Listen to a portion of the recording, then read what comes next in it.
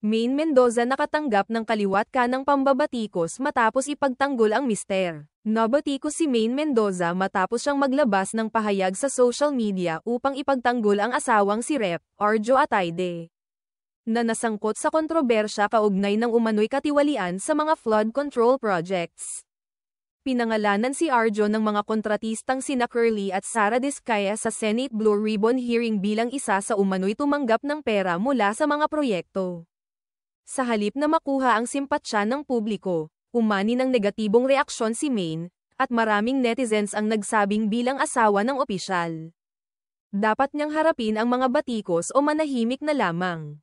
Ibinunyag din ng ilang netizens ang umano'y karangyan ng pamilya Atayde, gaya ng mga ari-arian at luho, na lalo pang nagpasiklab ng usapan sa social media.